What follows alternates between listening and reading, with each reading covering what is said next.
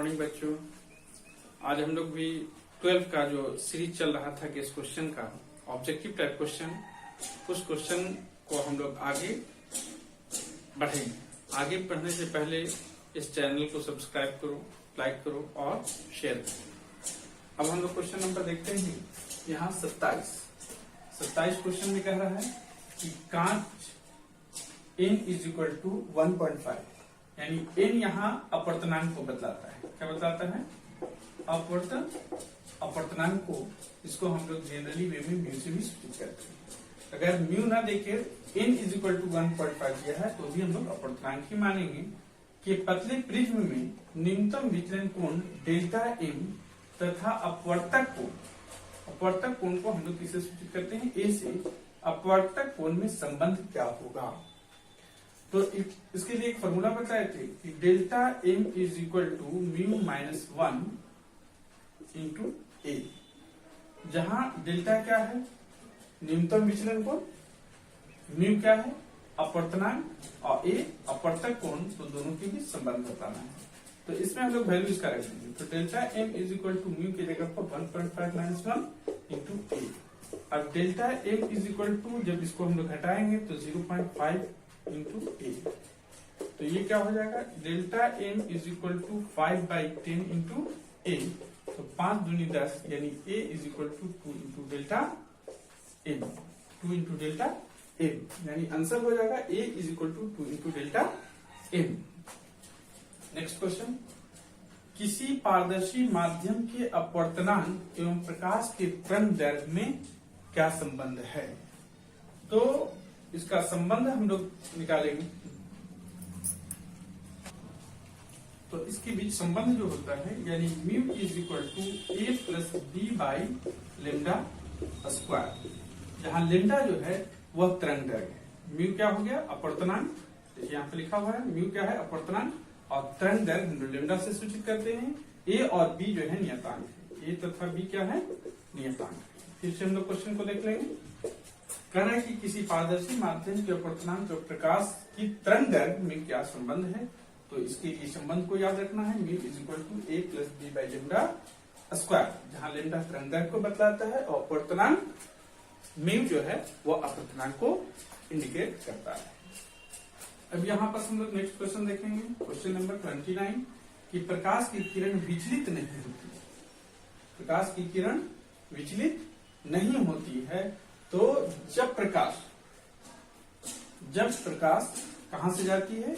एक कांच से होकर जाती है, तो इसमें क्या होता है कि प्रकाश की किरण अपवर्तित तो होती है, इसे अपवर्तन हुआ, और इसके बाद ये उसी माध्यम में जब जाती है तो आपतित किरण की क्या हो जाती है? समानांतर हो जाती है। ठीक है, यानी इसमें क्या आंसर हो जाएगा कि प्रकाश की किरण विचलित नहीं होती है, तो जब प्रकाश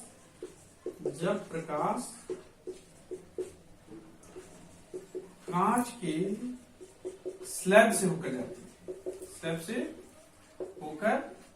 जाती है, तो आपतित किरण की क्या हो जाती है? समानांतर हो जाती है, जहां हम लोग इसको देखेंगे। ठीक है, तो प्रकाश की किरण विचलित नहीं होती है जब प्रकाश कांच के स्लैब से होकर जाती है, अपना उसी माध्यम में लौट जाती है।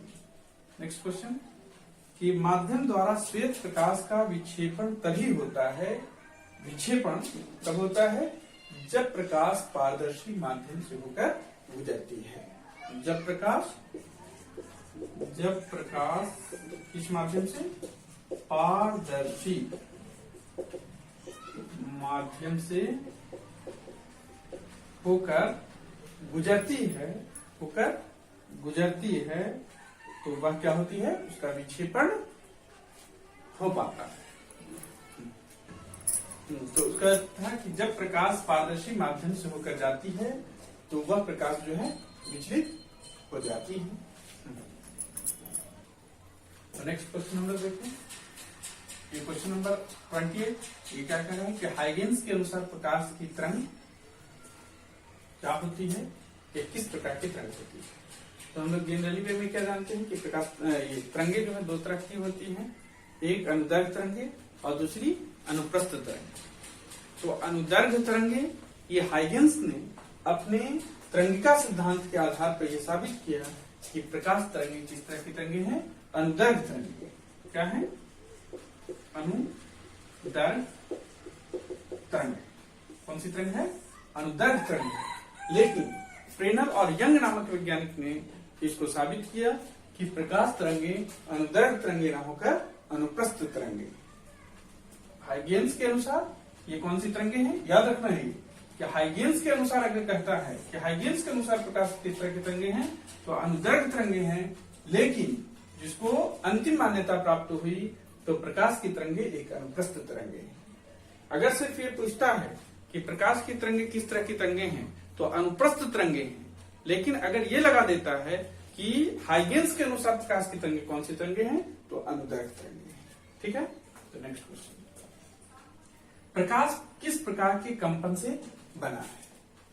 तो प्रकाश के किस प्रकार के कंपन से बना है, तो इसके लिए हाइगेन्स नामक वैज्ञानिक ने एक ईथर कण, एक काल्पनिक कण को ईथर कण बतलाया, क्योंकि किसी भी कंपन को चलने के लिए माध्यम की आवश्यकता होती है, लेकिन सूर्य से चलने वाली प्रकाश की किरण अधिकांश दूरी निर्वात से होकर तय करती है। परंतु हाइगेन्स नामक वैज्ञानिक ने ये बतलाया है, एक ईथर कण की कल्पना की।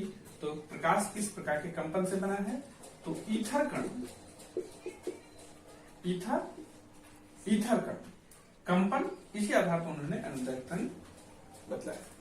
नेक्स्ट क्वेश्चन, प्रकाश के तरंग गति सिद्धांत के अनुसार प्रकाश का वर्ण निर्णायक, वर्ण मतलब हम लोग क्या जानते हैं? वर्ण का मतलब होता है रंग, निर्णायक मतलब फैसला।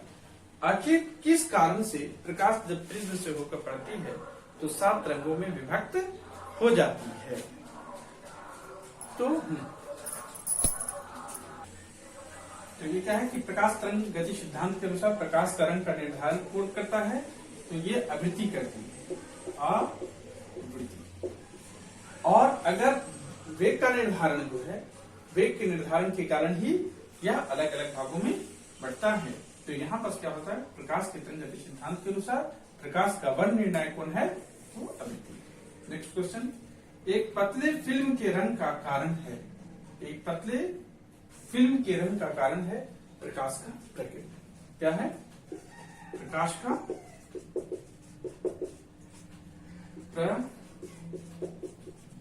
प्रकीर्णन।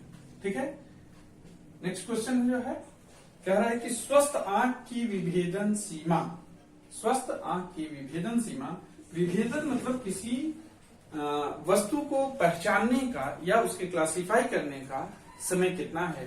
यानी कहने का मतलब है किसी वस्तु को हम कितने समय में समझ सकते हैं, एक सामान्य मान।